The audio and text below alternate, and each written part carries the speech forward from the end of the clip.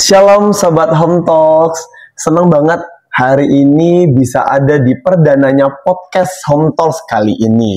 Nah, kami berharap dengan adanya Home Talks ini, hati dan pikiran kita para pendengar bisa terbuka tentang kedalaman firman Tuhan. Nah, oke, kalau gitu kita mulai aja episode kali ini ya. Enjoy!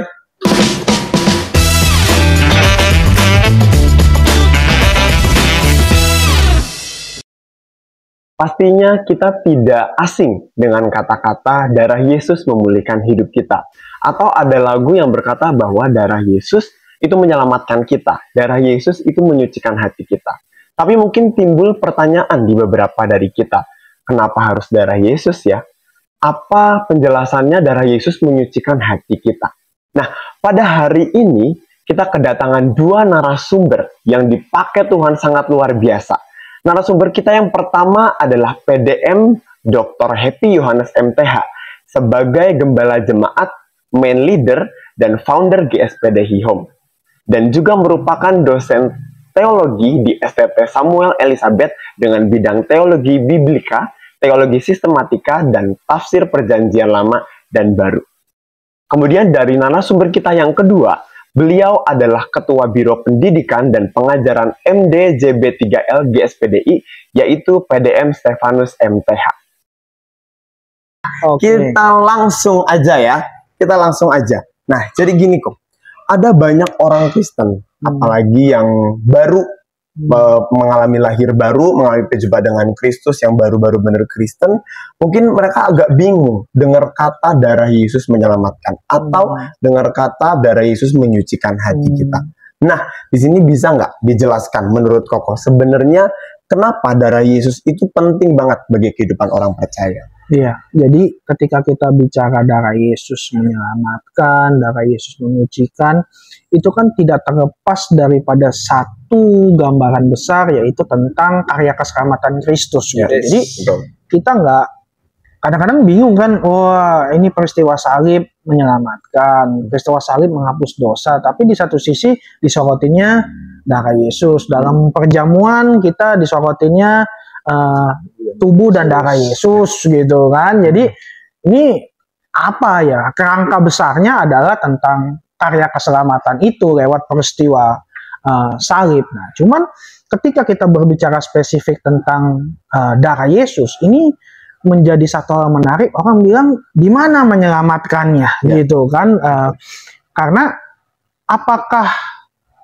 cukup gitu darah Yesus menebus dosa umat manusia gitu kan gitu. Jadi mungkin pertanyaan kegalauannya lebih dalam gitu. Darah Yesus apa cukup gitu kan. Nah, tapi kita mau menjawab itu dari kebenaran firman Tuhan. Kalau teman-teman yang dengar baca, kita lihat di dalam 1 Petrus 1 ayat 18 sampai 19 dikatakan, sebab kamu tahu bahwa kamu telah ditebus dari cara hidupmu yang sia-sia yang kamu warisi dari nenek moyangmu, itu bukan dengan barang yang fana, bukan dengan perak atau emas, tapi dikatakan di sini melainkan dengan darah yang mahal.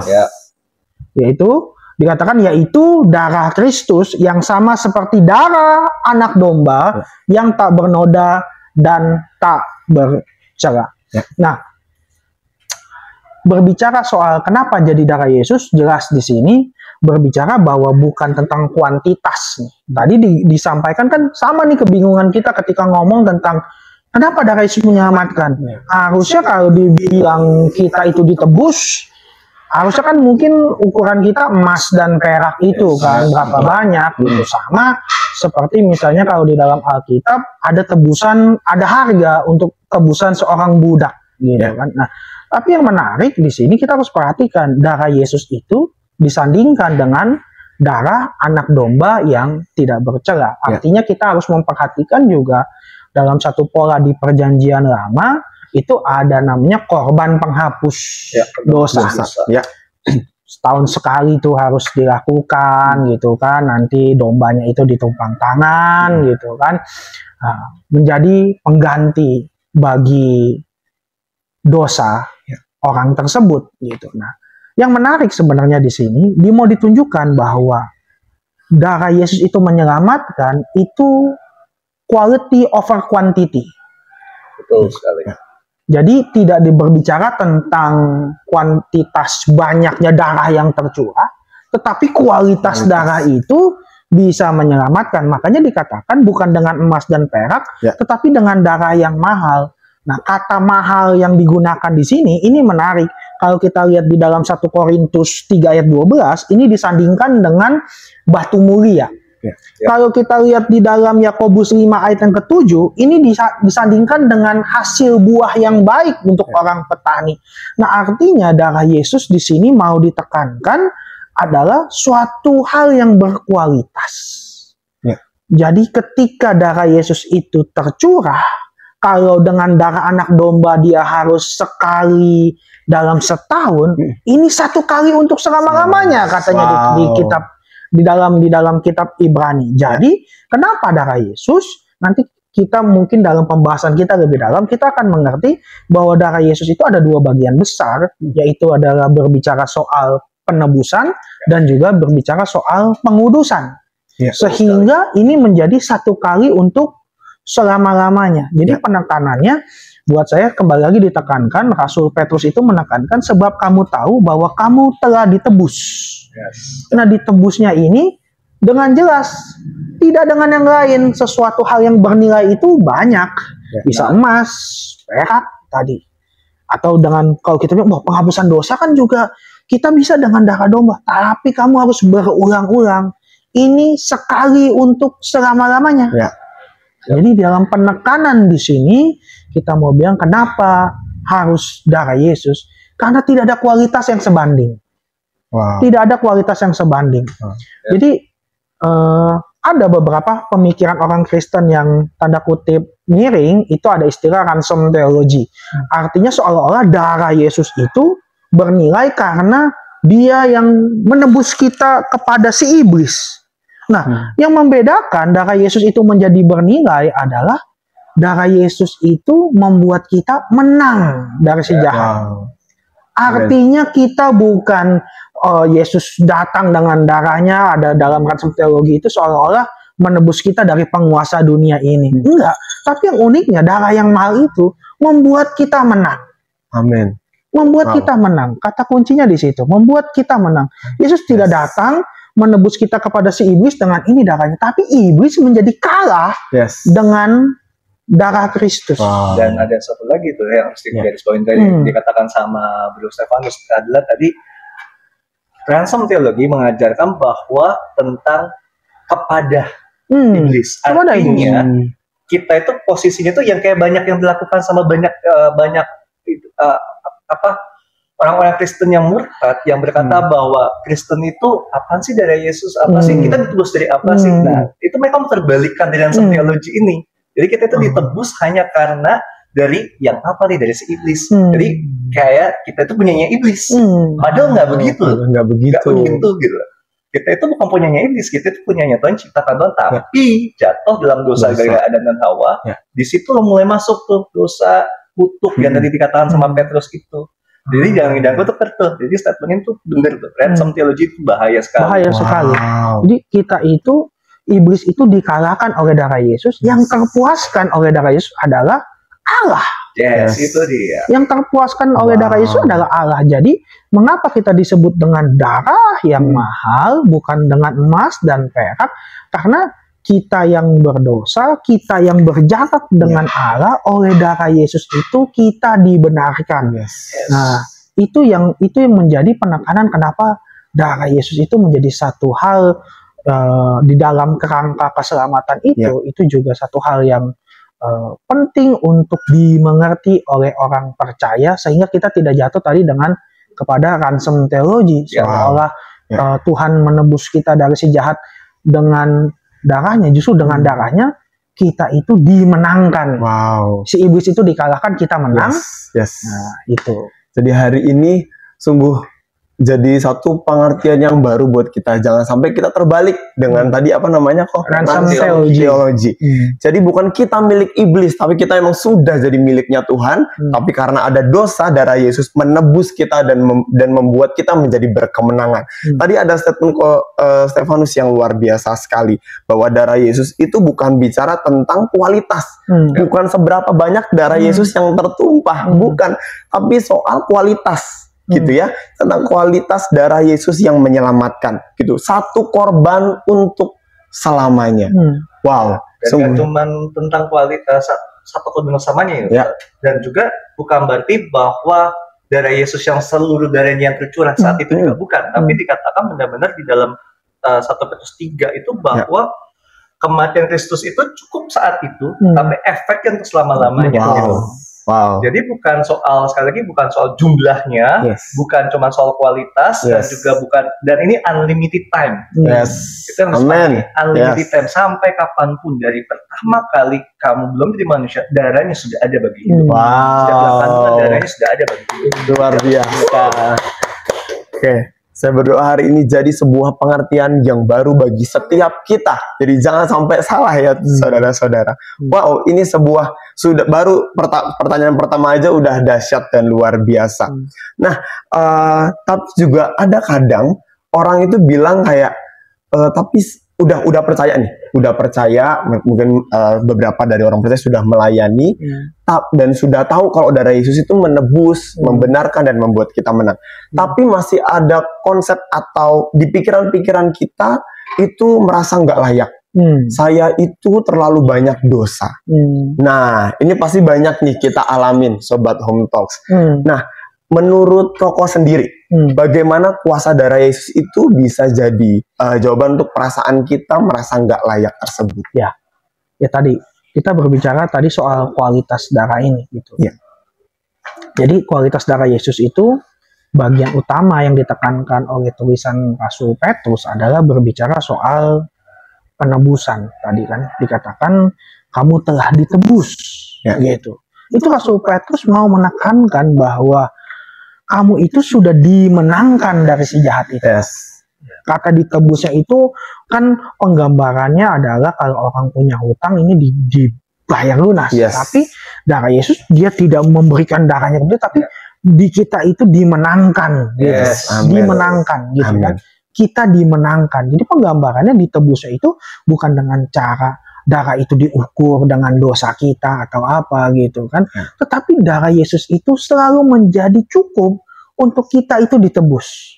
Makanya kalau kita mau berpikir ya tentang ketidakberlayakan, Rasul Petrus ini adalah orang yang mengalami hal tersebut. Sangat. Gitu. Kita lihat ada dua perbedaan. Ada Rasul Petrus, ada Yudas Iskariot.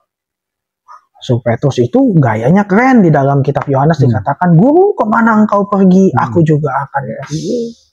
Gitu kan. Wah, pokoknya yang merasa berani gitu kan. Ketika Yesus ditangkap, dia keluar pisau, dia potong kuping orang, ya kan. Wah, keren. Pokoknya merasa, wah. Tapi ketika ditangkap, dia ada ketakutan luar biasa. Dia udah diperingatin, kamu nanti akan menyangkal, dan betul kan dia menyangkal. Gitu. Tapi kembali lagi, kuasa darah Yesus. Petrus, kalau kita mau hidup seperti Petrus, mungkin kita tidak akan pernah bisa merasa layak. Bayangin yang sok jagoan, toto jadi kayak ayam sayur kan gitu kan. Iya, penakut banget gitu. Mungkin langkah nalar kita sebagai manusia, mungkin kita bilang, wah lebih enak si Yudas tuh, yang udah nggak berlayak, udahlah akhirin aja hidupnya. Gitu kan. Lalu kita pikir lagi tentang Rasul Paulus. Jelas dia katakan bahwa aku adalah seorang Yahudi, dididik oleh guru ini, aku itu semangat untuk menyiksa orang, ya kan, sampai minta surat khusus. Kalau dia pikir apakah dia layak, mungkin dia juga tidak pernah merasa bisa layak menjadi seorang rasul. Ada satu statementnya dia, aku yang paling hina di antara para rasul. Biasanya dia berasa paling hina. Karena apa? Dia ini bukan dari yang dipilih Tuhan baik-baik. Dia tuh ketemu Tuhan di tengah jalan mau membunuh. Betul. Jadi dia makanya merasa, dia bilang, aku ini apa? Aku ini cuman hamba kan, dia pakai kata doulos kan, yang dia menggambarkan diri dia itu budak, bahkan kata kehinaannya dia pakai seperti kotoran manusia gitu. Dia, aduh apa aku ini gitu, aduh apa aku ini gitu kan gitu. Nah, tapi kita mau melihat, jadi ketika berbicara tentang darah Yesus, maka kalau kita mau lihat di dalam 1 Petrus 2 ayat ke-24 dikatakan ia sendiri telah memikul dosa kita. Wow. Jadi yang memikul dosa kita, yang membebani kita itu, yang merasa kita nggak layak, itu sudah dipikul oleh Kristus di atas kayu salib gitu. Memikul dosa kita di dalam tubuhnya di kayu salib, supaya kita yang telah mati terhadap dosa, hidup untuk kebenaran. Oleh bilur-bilurnya kamu telah sembuh. Amin. Penggambaran perjanjian lama selalu digambarkan orang yang bergelut dengan dosa sebagai seorang penzina, sebagai orang yang sedang dalam keadaan sakit. Lalu dalam perjanjian baru digambarkan sakit karena dosa itu, sakit dalam bergumul dengan dosa tidak akan pernah bisa lepas kalau engkau tidak bersama dengan Kristus. Karena hanya Dia yang sanggup menanggung itu. Darahnya yang tercurah telah menanggung dosa-dosa kita. Jadi kalau kita masih bilang, waduh kayaknya saya ini masih berlayak atau enggak. Loh, kita lihat dalam sini, artinya dalam kuasa penebusan kita itu dosanya dihapuskan. Kita dijadikan benar. Karena di sini dikatakan artinya hidup untuk kebenaran. Hidup untuk kebenaran orang Kristen tuh unik sekali. Dia menggunakan kata diakosun. Diakosunnya itu bukan kayak kamu 1 tambah 1 kamu tulis 3. Lalu ada yang dicoret diubah jadi 2. Diakosun itu tiba-tiba dijadikan benar. Artinya kamu nggak dicoret dulu ini, makanya kan ketika dijadikan baru, dia langsung berubah. Diakosun itu kata yang sulit, bukan ditip X, bukan ditimpa, bukan direvisi, tapi Tuhan menjadikan kita benar. Makanya katakan kamu menjadi hidup, dan hidup itu untuk kebenaran. Diakosun artinya apa? Jadi kalau kamu yang sudah percaya Kristus, artinya sudah menerima Kristus sebagai Tuhan dan Juru Selamat di dalam hatimu, mengaku dengan mulut, artinya mungkin kita belum dibaptis, tapi darah Yesus itu sudah membasuh kita. Nah, dengan di situ kita tahu bahwa kita itu dihapuskan dosanya, kita itu dijadikan benar, kita itu dipulihkan karena kita sudah menjadi umat tebusan Tuhan. Jadi di situ kalau kamu masih bergelut, merasa kamu tidak berlayak, sesungguhnya kalau mau saya katakan, kamu belum sungguh-sungguh bertobat. Betul sekali. Sederhananya gitu. Kalau kamu masih merasa dosa menghakimimu, engkau belum bertobat. Engkau belum merasakan penebusan Tuhan itu, engkau belum merasa dihapus dosamu, engkau belum dipulihkan. Jadi buat saya itu iman yang kosong. Percuma aja gitu. Apalagi kalau masih berasa jatuh bangun. Gitu. Kayak susah untuk struggle sendiri gitu. Karena belum mengalami pertobatan. Karena Rasul juga kalau kita mau ngomong, Rasul juga nggak nyampe beres. Matius bekas pemungut cukai. Dan rata-rata orang-orang yang ikut Tuhan Yesus juga mereka bukan orang-orang yang berpendidikan dan orang-orang yang orang zelot. Gitu. Fanatik. Itu juga sama. Gitu kan. Zelot itu yang siap membunuh, pasukan pembunuh gitu kan. Cuma orang zelot. Nah itu itu. Terus Thomas aja nggak percaya mau minta cucukan itu. Jadi kalau kita mau melihat tentang seolah-olah kalau ikut Tuhan itu kita jadi manusia setengah dewa, gitu ya, enggak. Kan nggak mungkin setelah kamu ikut Tuhan Yesus, percaya Tuhan Yesus dengan sungguh-sungguh, kamu nggak butuh makan dan minum. Seolah hidup kamu udah di atas-atas awan. Enggak kan, butuh segala-galanya, tetap bergumul dengan darah dan daging, tapi yang membedakan adalah dulu kita hidup di dalam dosa, artinya ketika kita menjadi orang percaya, bukan kita tidak bisa berdosa, tapi yang membedakan adalah kita tidak terus hidup di dalam dosa. Kalau orang kita tetap sinful potensial, kita tetap berpotensi untuk berdosa, tetapi kita tidak betah hidup di dalam dosa. Kalau masih betah hidup di dalam dosa, ya emang belum bertobat aja. Gitu. Dan yang paling penting adalah Ibrani 10 ayat 20, karena ia telah membuka jalan yang baru dan yang hidup bagi kita melalui tabir, yaitu dirinya sendiri. Jadi kematian Kristus yang memberikan darahnya itu sebenarnya itu jalan baru bagi kita. So ketika kamu hidup terima Yesus, kamu tidak masuk jalan akses itu, masuk dalam tabirnya Allah, akan ada perubahan, jalan yang baru dikatakan.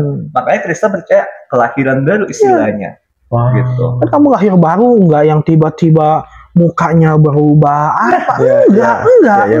Karena Yesus tidak bilang kamu tuh direvisi gitu kan? Enggak. Wow. Jadi artinya di sini kalau setiap kita masih merasa berdosa, jatuh bangun, merasa kok kayaknya aku jauh dari Tuhan gitu ya. Rekan-rekan dan teman-teman sobat Home Talk semuanya, itu artinya kita belum benar-benar bertobat. Kita belum bersama dengan Kristus. Kita belum benar-benar, mari kita pastikan hati kita untuk kita benar-benar bertobat. Karena seharusnya perasaan ini tidak kita alami. Gitu ya. Jadi sebagai orang percaya harusnya ini tidak kita alami. Tidak ada lagi perasaan-perasaan yang seperti itu. Wow, luar biasa sekali. Soal lagi mau digarisbawahi adalah ketika terima Tuhan Yesus dan ada darah Yesus tadi, dari yang mahal, karena kemahalannya itulah kualitasnya itu yang diberikan kepada setiap kita. Itu yang katakan sama Rasul Petrus 1 ayat 23. Karena kamu telah dilahirkan kembali bukan dari benih yang fana, tapi dari benih yang tidak fana, itu firman Allah yang hidup dan yang kekal. Jadi benih yang darah Yesus kualitas yang mahal itu, emas yang murni dan mutiara yang paling indah itu yang ada dalam dirimu. Itu benih yang paling mahal, itu yang membentuk hidupmu. Wow. Yes, ada benih ilahi di dalam hidup setiap kita. Wow. Nah, ini mungkin yang terakhir nih. Dari saya mungkin yang terakhir ya. Nah, apa pesan atau renungan nih bagi Sobat Home Talks tentang tema kita hari ini yang bisa Sobat Home Talks di rumah renungkan soal pentingnya darah Yesus gitu, dari Ko Stefanus? Iya, oke. Bagian selanjutnya, Rasul Petrus itu berbicara, kalau tadi tentang penebusan, dia juga berbicara tentang darah Yesus itu menguduskan. Ini yang penting menjadi perenungan dalam kehidupan setiap orang percaya, bahwa kita juga bukan hanya ditebus, tetapi juga kita dikuduskan gitu ya. Dalam dunia teologi ada istilah progressive sanctification, artinya hidup kita itu dari hari ke hari itu mengalami pengudusan-pengudusan. Kita nggak dibilang habis percaya Yesus, misalnya dibaptis, lalu kita ngomong ke orang-orang cuman shalom, haleluya, enggak gitu. Tapi selalu ada perubahan di dalam kehidupan kita. Nah, itu yang teman-teman bisa menjadi penekanan bahwa kita itu orang yang dikuduskan, kita itu yang mengalami pekerjaan Roh Kudus di dalam kehidupannya. Jadi kalau kita lihat di dalam 1 Petrus 1 ayat kedua dikatakan, yaitu orang-orang yang dipilih sesuai dengan rencana Allah Bapa kita yang dikuduskan oleh Roh, supaya taat kepada Yesus Kristus dan menerima percikan darahnya. Kiranya kasih karunia dan damai sejahtera makin melimpah atas kamu. Ini satu petikan dalam pembukaan surat dari Rasul Petrus. Dia menekankan bahwa kalau kamu menjadi orang yang percaya tadi, mengapa kamu dikatakan umat tebusan? Karena sesungguhnya kamu sudah ada di dalam pemilihan Allah. Kan Rasul Paulus juga menekankan kalau kamu itu jadi orang percaya, nggak usah bermegah, nggak ada usaha kamu. Karena Tuhan yang sudah memilih kita. Artinya kita boleh nih tadi tuh ngaku dengan mulut doang, tapi kalau nggak percaya dalam hati, ya tadi, waduh saya ini masih berdosa. Tapi kalau kita tahu, kita bukan yang sekedar mengaku dengan mulut, percaya di dalam hati, kita merasakan betul bahwa kita itu sudah ditebus. Maka hidup kita itu berlayak untuk menerima yang namanya pengudusan dari hari ke hari. Nggak ada orang yang berubah dalam sekejap, dalam hitungan detik, nggak ada. Kita mau lihat di dalam Alkitab itu, kita lihat contoh paling sederhananya adalah kita melihat kehidupan Daud. Daud itu orang yang dipilih Tuhan. Betul, sejak masih muda. Dari masih muda jadi raja. Tapi begitu jadi, bahkan ada istilah Daud itu biji matanya Tuhan. Tapi kita lihat, Pak Daud tidak pernah buat kesalahan. Pernah kan, banyak fatal gitu kan segala macam. Tetapi kita ingat, ya itu lagi kembali, kalau kita tahu selalu ada pengudusan dari Tuhan, kita tuh nggak betah hidup di dalam dosa. Makanya kita lihat bagaimana ketika Daud merenungkan kehidupannya ketika jatuh dalam dosa, yang dia tahu kalau dia jatuh dalam dosa, kembalinya kepada Tuhan. Ya. Nah, kalau kita tidak mengerti tentang pengudusan ini, kita jatuh ke dalam dosa, kita terus hidup di dalam dosa dan merasa tidak pernah layak bagi Tuhan. Kalau mau mengukur layak nggak layak, nggak ada yang pernah layak. Setuju banget. Siapa yang bisa layak di hadapan Tuhan? Gitu. Saudara-saudara, kalau kita mau bilang, wah, menguduskan diri itu standarnya adalah Zakheus misalnya. Nggak ada kita yang berhasil dalam bertobat. Siapa di sini yang bertobat kayak Zakheus? Siapa yang pernah saya bohongin? Siapa yang pernah saya palak? Saya balikin hartanya. Atau bapak ibu pernah bekas penjudi, bertobat, oh ini mobil bekas judi apa? Mungkin nggak se-ekstrim, wah ini karena ini bekas judi saya jual. Kalau standar pertobatan itu misalnya kita ambil adalah Zakheus, gagal nih kita bertobat. Ya, benar. Gagal nih. Tapi Kristus tidak pernah bilang standar pertobatan itu seperti si A, seperti si B. Tetapi standar pertobatan itu adalah ketika kita benar-benar percaya. Kita tahu ada kuasa darah Kristus yang menebus dan menguduskan kehidupan kita. Sehingga apa? Kalaupun kita bisa berubah dari hari ke hari, bukan karena kita hebat, bukan karena kita belajar firman Tuhannya, wah ayatnya banyak. Tapi lebih daripada itu ada Roh Kudus. Benar. Kalau ada Roh Kudus. Jadi ini penting sekali. Mengapa dikatakan pengudusan itu kita dibawa menjadi taat? Karena apa? Tadi kita bilang dalam kuasa darah Kristus kita tahu Roh Kudus bekerja di dalam kehidupan kita. Dikatakan Roh Kudus adalah Roh kebenaran yang menuntun kita untuk mengerti setiap isi kebenaran firman Tuhan. Kalau kita tidak dalam tuntunan Roh Kudus, kita terus dalam merasa kita ini orang berdosa, baca Alkitab, wah kita makin merasa kita ini tidak pernah layak. Kita akan terjebak bahwa ketika kita baca Alkitab tanpa tuntunan Roh Kudus, tanpa iman percaya, kita akan nanya, kalau gitu siapa yang bisa masuk surga? Betul banget. Wow. Gak ada satu pun yang bisa itu. Nggak ada yang bisa. Tadi kan disinggung juga sama Bro Happy. Makanya Yesus menyatakan dirinya, akulah jalan, kebenaran, dan hidup. Tidak yang dapat kepada Bapa kalau tidak melalui aku. Sehingga di dalam perjamuan kita, sebenarnya kita diingatkan untuk semakin yakin dalam persekutuan kita di dalam Yesus Kristus Tuhan. Inilah tubuhku yang terpecah-pecah bagi kamu. Inilah cawan perjanjian baru yang dimeteraikan oleh darahku untuk pengampunan dosamu.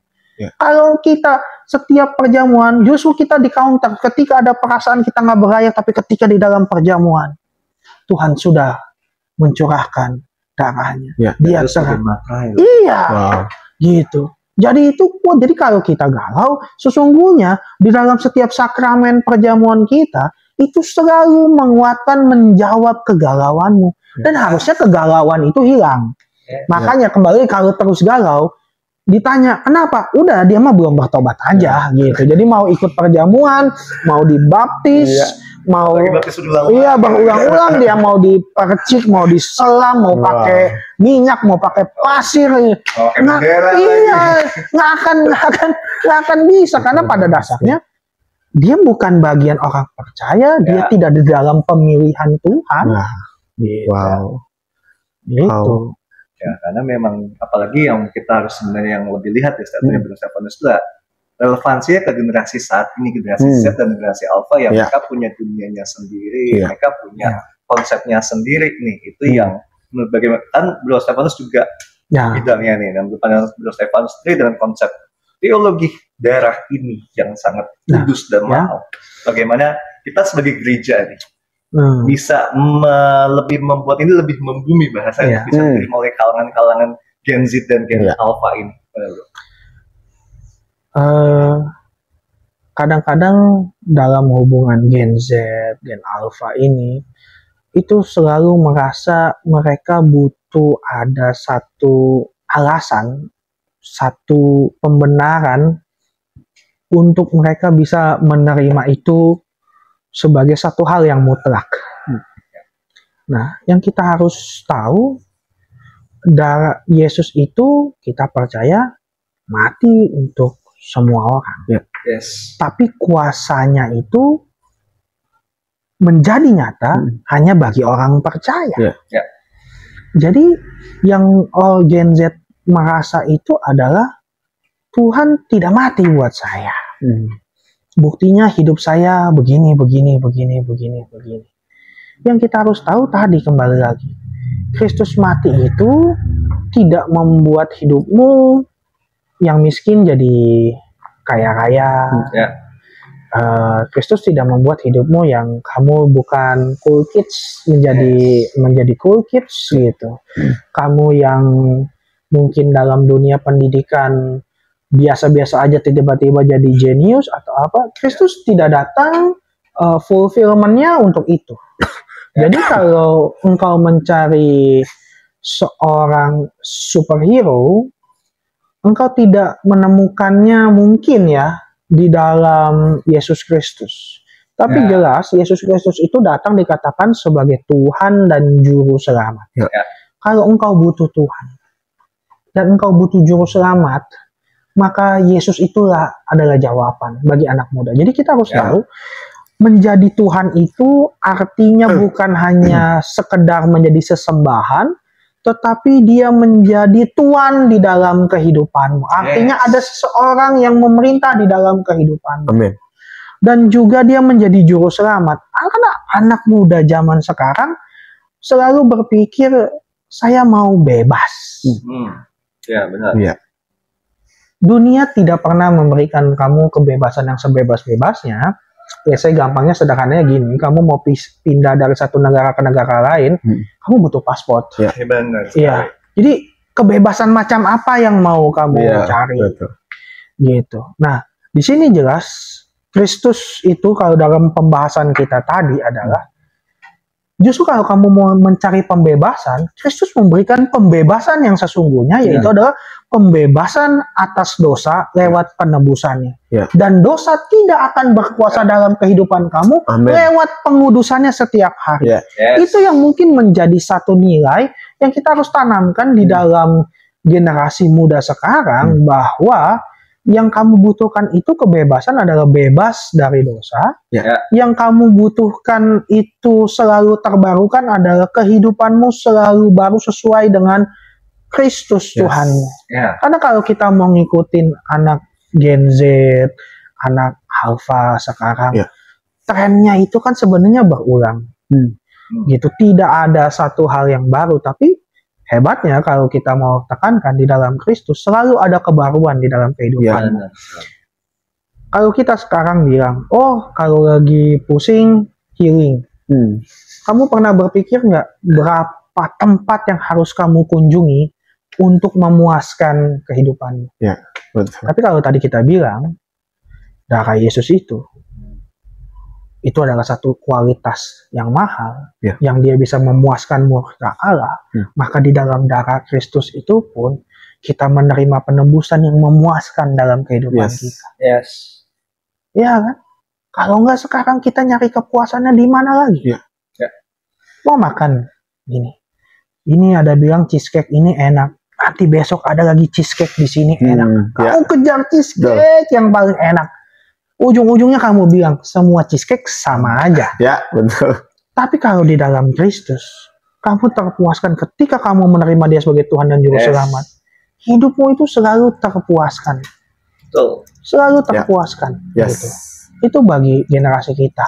Gitu. Makanya anak-anak zaman sekarang selalu bilang kita itu harus mengikuti kata hati kita. Sekarang kalau mau dipikir, kata hati kita itu tolak ukurnya apa yang menjadi kebenarannya? Itu dia. Gitu kan? Sekarang kita lihat, ada contoh, ada Rusia dan Ukraina perang. Kalau dalam kata hati, siapa yang benar? Rusia punya alasan nggak? Punya. Ukraina punya alasan nggak? Punya. Terus kita mau bilang jadi siapa yang paling benar? Kalau ngikutin kata hati, ya nggak ada yang benar. Benar. Makanya kita harus melihat satu hal yang mutlak tadi, hidup yang dibenarkan itu hanya oleh Kristus.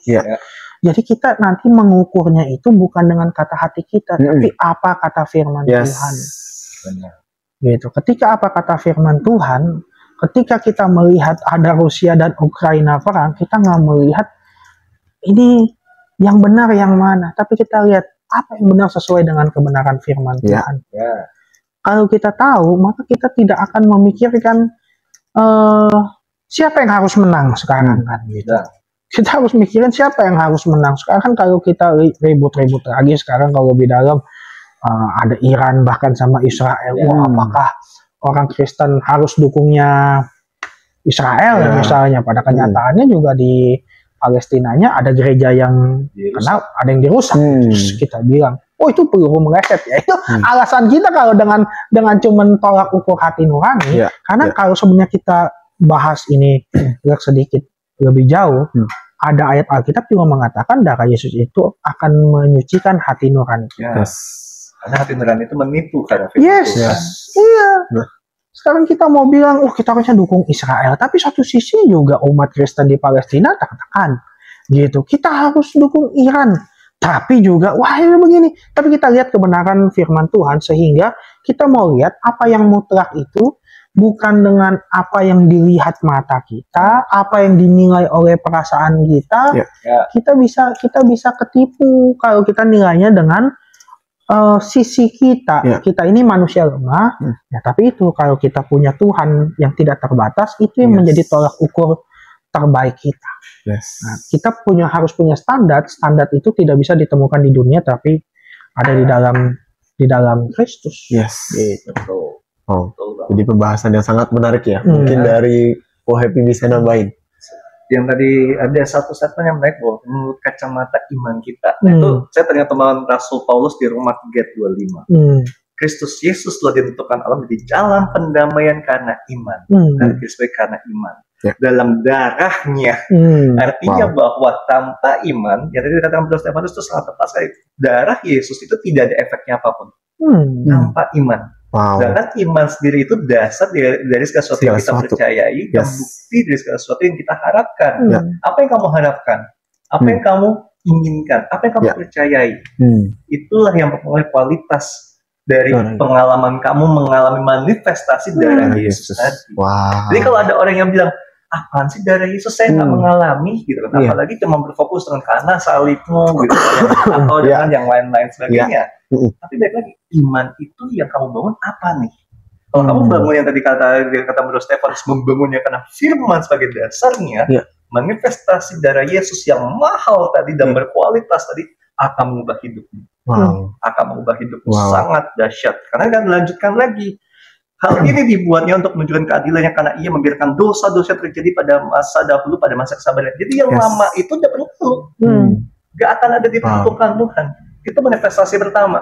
Sehingga hidupanmu tadi memasuki stabilitas Tuhan, jalan yang baru tadi, karena Kristuslah jalan yang benar hidup tadi, kamu akan mengalami perubahan hidup. Apa yang di masa lalu? Semua rasul-rasul berubah loh. Nelayan jadi pengkhotbah gitu. Nelayan bisa berbagi bahasa dikarenakan Roh Kudus gitu kan. Tapi kan ini yang menariknya, kelemahan kita juga satunya, seolah-olah sekarang justru kita lihat Rasul Paulus itu ketika dia percaya dan bertobat, dia tidak gembar-gemborin hal yang lama. Tapi ini yang menarik ya. Kita lihat hamba-hamba Tuhan. Saya mau ngomong hamba Tuhan karena dia melayani atau apa, yang banyak dipegang oleh kalangan Gen Z dan Gen Alpha sekarang. Lucu, yang diumbar itu adalah kehidupan lamanya. Kesan-kesan tentang dianya. Iya. Harusnya kalau di dalam Kristus, oke, saya dulu begini, tapi sekarang siapa sih? Tapi selalu diingat, waduh, kalau dia pernah ditato nih, dia pernah jadi begini ya. Ya saya jadi begini ya.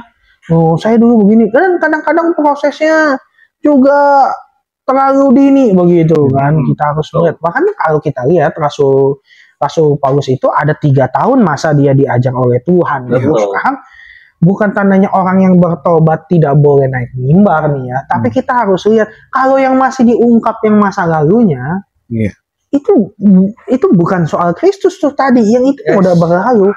Dia mau bekas apapun, saya nggak peduli. Saya nggak butuh kesaksian itunya. Yang dibutuhkan itu adalah perjumpaan engkau dengan Kristus.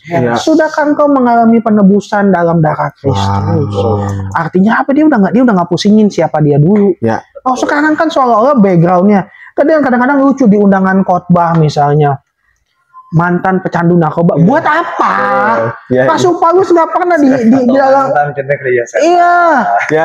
Mantan mengikut gereja setan, buat apa? Rasul Paulus nggak pernah di pembukaan suratnya Rasul Paulus mantan pembunuh, dia Rasul Paulus yang dipenjara oleh karena Kristus, Rasul Paulus hamba Kristus, gitu. Makanya Paulus ngomong juga kan, makanya yang telah lalu mengarah pada tujuan. Nggak ada rasul-rasul. Thomas sampai ke India, saya yakin dia nggak kesaksian. Saya nih Thomas yang dulu pernah nggak percaya dan mau cucuk tangan saya, ada keraguan di saya. Thomas saya rasa tidak menceritakan itu. Atau Petrus, saya ini adalah rasul yang pernah mengkhianati Yesus, saya pernah nyangka tinggal. Enggak. Atau Simon orang Zelot ketika menginjil dia bilang, saya ini dulu seorang politikus yang fanatik, saya ini radikal di dalam siap untuk kemerdekaan bangsa. Atau Matius dia datang, saya ini pemungut cukai. Kita lihat bagaimana Rasul Matius menggambarkan Kristus begitu indah. Kita lihat bagaimana Markus, Lukas, Yohanes menggambarkan Kristus dengan begitu, tanpa harus ada embel-embel di belakang gitu ya. Kan nggak bilang nih Lukas, atau bilang Lukas si dokter yang pinter ini gitu kan, menulisnya makanya runtut. Atau Markus, saya dapat ini misalnya dari Rasul Petrus si tukang sangkal itu. Enggak, yang mereka penting sampaikan adalah Kristus. Kristus. Tapi kalau di kita kan, kalau undangan KKR seolah-olah bukan Kristus yang tampak. Wah, nih kesaksiannya ini. Soalnya dia mantan pengikut gereja setan. Buat apa? Mantan dukun. Buat apa? Buat apa gitu?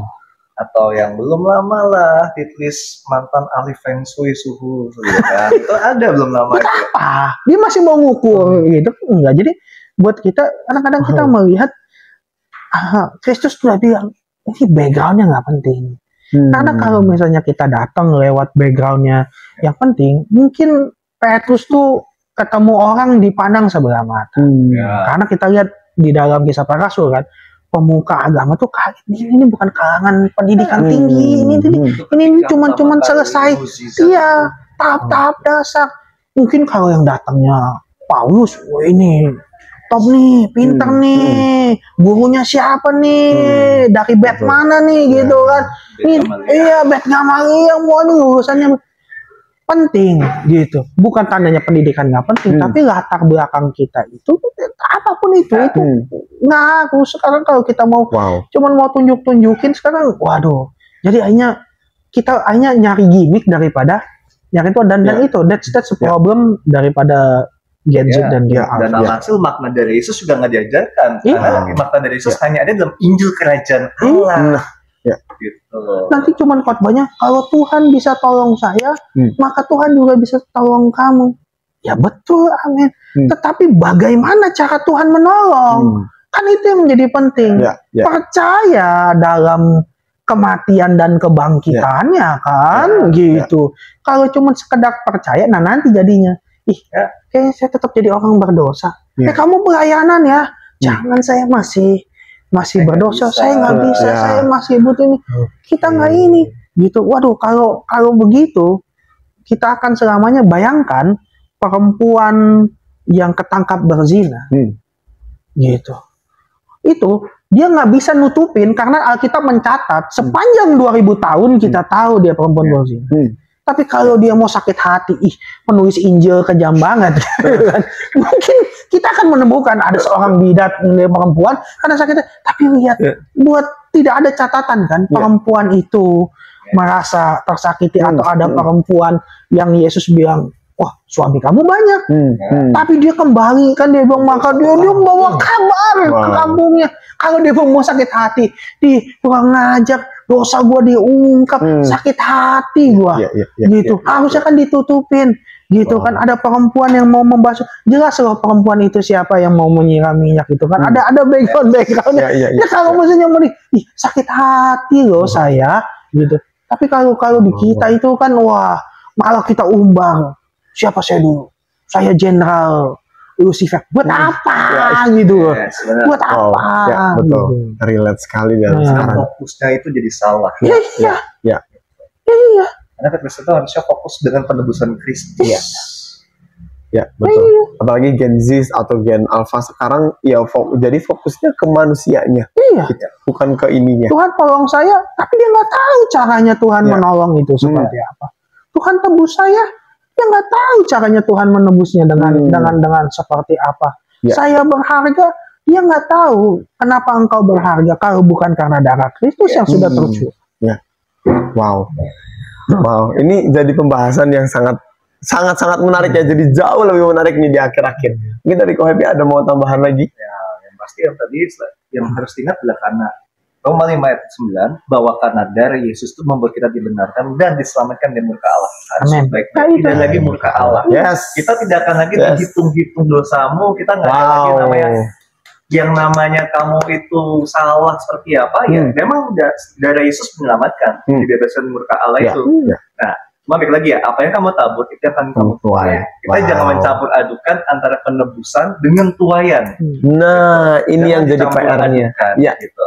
Darah Yesus itu memang sudah mengampuni, tapi tetap akan ada konsekuensi yang harus dijalani. Gitu. Nah, mungkin harus bisa ikut menjelaskan tentang konsekuensi dan keterkaitan nih darah Yesus yang menebus dengan konsekuensi. Karena ini banyak yang mencampur aduk. Betul. Mengeneralisasikan. Oke, kalau teman-teman baca di Kisah Para Rasul itu ada 7 diaken yang dipilih.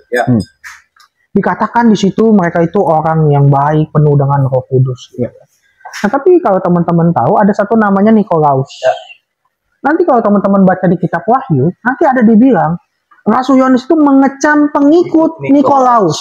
Nah, itu sangat dimungkinkan itu adalah Nikolaus yang dipilih yang termasuk dalam 7 diaken itu. Jadi bayangkan loh, dia diaken dinyatakan penuh dengan Roh Kudus, tetapi nanti di dalam Kitab Wahyu kita ditemukan bahwa hanya dia meninggalkan iman percayanya.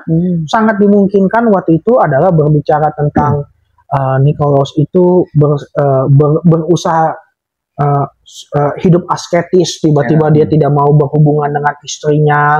Lalu juga dimungkinkan Nikolaus itu ditegur karena dia adalah seorang pencemburu, lalu dia ungkapkan di depan rasul-rasul, kalau gitu berikan aja istri saya kepada orang lain. Nah itu entah Nikolaus yang memang sudah langsung menjadi sesat di situ, atau dimungkinkan akhirnya pengikut-pengikutnya ini menafsirkan kehidupan dia, menafsirkan perkataan dia dengan salah sehingga jatuh ke dalam pengajaran yang salah. Jadi kita harus perhatikan di sini, lihat mulutnya kayaknya sembarangan banget kan. Begitu ditegur rasul-rasul, dalam sejarah gereja dicatat bahwa Nikolaus bilang, kasih aja istri saya ke orang lain. Itu kan bukan jawaban. Atau juga dia, Tuhan nggak bilang kalau udah ikut Tuhan lalu tidak boleh hidup dengan suami istri, dia seolah-olah hidup asketis lalu katanya menjadi gagal. Jadi kita harus melihat tadi kembali, kita tetap sinful potensial. Kita tetap berpotensi terhadap dosa. Kan gitu. Makanya kita itu perlu yang namanya terus itu direnungkan kan. Tadi kan pesannya apa yang mau direnungkan? Disampaikan yang perlu direnungkan adalah berbicara soal pengudusan. Dari hari ke sehari. Mungkin kalau kita di kalangan Pantekosta ada lagu lamanya kan, ku mau sepertimu Yesus, disempurnakan selalu. Karena kita ini yang tadinya cacat karena dosa, lalu kan dijadikan segambar dan serupa dengan Allah, kembali kepada imago Dei. Dalam kita kembali serupa segambar dengan Allah, ya kita perlu ada terus pengenalan. Makanya tadi Rasul Petrus bilang, itu akan membawa kepada ketaatan. Ketaatannya kepada apa? Kepada kebenaran firman Tuhan. Jadi kalau taat terhadap dunia, repot. Ada istilah dunia, selingkuh boleh sekali saja. Itu firman Tuhan nggak ada. Nah makanya jangan tadi ya. Ya udah jangan ikutin kata tolak ukurnya ya ini. Kalau kita ikut kan apa yang kamu tabur kamu tuai dalam konteks ya yang kamu tabur apa ya kalau kamu taburnya sesuai dengan kebenaran firman Tuhan ya, engkau akan mengalami pengudusan itu ya. Kalau kamu pakai standar dunia susah, karena kan sekarang kalau firman Tuhan, siapa yang menabur harta tidak akan kekurangan, ya nggak masuk akal. Nah, kalau di dunia bilang harusnya lu invest, ya kan, lu harus ada spare ke sini, ke situ, ke sini, ke situ. Nah, ketika kita mengikuti firman Tuhan, maka di situ kita akan melihat standar kebenarannya tuh yang mana, mana yang it works, yang mana yang it doesn't works. Bukan tandanya investasi salah ya, investasi tidak pernah salah kalau Anda tidak berinvestasi, bukan main investasi ya gitu. Tapi kalau kita bermain investasi artinya itu ya, kan firman Tuhan bilang juga di mana hartamu berada di situ hatimu berada. Kita lihat kalau yang mainnya investasi nggak bisa ke gereja karena wah market Amerika jam segini, wah begadang, wah market emas jam segini, wah malam begadang ngikutin. Jadi ya kita ya udah terus kita bilang oh saya nggak bisa ke gereja ini. Saya butuh uang untuk hidup, betul. Anda butuh uang untuk hidup, tapi kembali lagi firman Tuhan yang mengatakan berkat Tuhanlah yang menjadikan kaya. Susah payah tidak menambah. Artinya bukan artinya kita tidak perlu bekerja keras, artinya kerja keras kita itu tanpa penyertaan Tuhan, itu kesia-siaan. Makanya saya mau tutup. Orang dunia itu ada istilah kerja lembur bagai kuda, sampai lupa dengan orang tua. Kita nggak mungkin kerja lembur bagai kuda sampai lupa orang tua. Karena apa? Firman Tuhan aja bilang hormatilah ayah dan ibu supaya lanjut usiamu di bumi. Jadi nggak mungkin orang Kristen itu harus kerja lembur sampai lupa orang tua, karena dia tidak mungkin menyangkal firman. Orang Kristen bukan nggak boleh kerja lembur, tapi dia tidak mungkin sampai jadi kuda. Karena apa? Karena firman Tuhan katakan berkat Tuhan yang menjadikan kaya. Kalau dari kita sekarang, waduh, kita lihat, saya mau ambil contoh ya yang bagus. Di Amerika itu, aku lupa burgernya apa, in and out atau apa itu kan, itu ada yang tutup hari Minggu.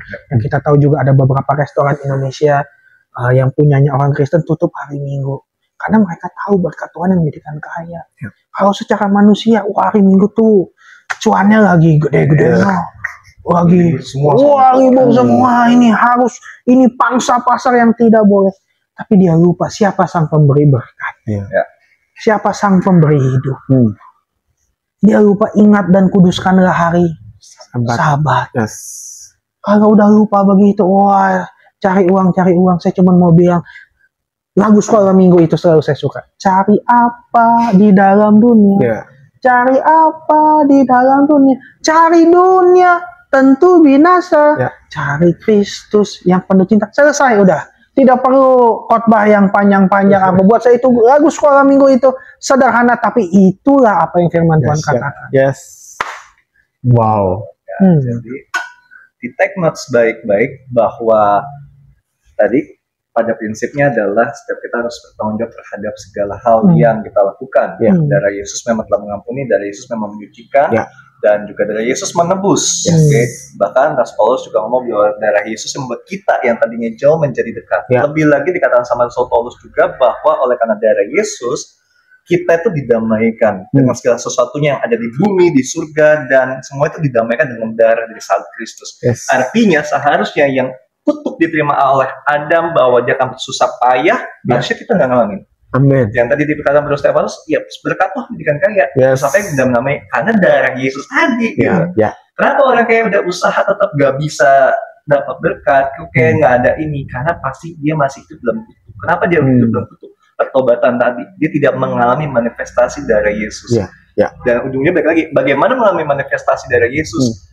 Dia harus hidup dalam iman. Iman timbul dari mendengarkan firman Kristus. Firman apa yang dia dengar? Apakah firman hanya hypergrace, ataukah hanya firman yang mengenakan kuping, atau firman yang sesuai dengan konsep motivator? Karena firman Tuhan tidak sesuai dengan itu. Firman Tuhan itu dengan jelas bahwa hanya dari Kristus saja. Karena Kristus mau mati. Dan artinya kalau kita mengambil dari Kristus yang tadi sempat disinggung Stefanus, ujung-ujungnya sama yang lakukan para rasul. ya Kristusnya jadi Tuhan, dia jadi Tuhan. Kalau yang namanya Tuhan, dia jadi bos. Kita mudah, kita ngikutin yang dia mau, bukan dia ngikutin kita mau. Kalau klasik, dia yang kita paksa, Tuhan yang ngikutin kita mau, kita nggak akan pernah ngalamin kuasa dari Yesus. Makanya akan tetap susah, nggak akan dapat berkat.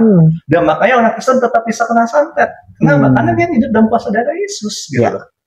Oke, kenapa? Baik lagi ya, karena dikatakan sama Nabi Yeskiel, orang yang menerima tanda darah itu, tanda huruf T itu tidak boleh disentuh.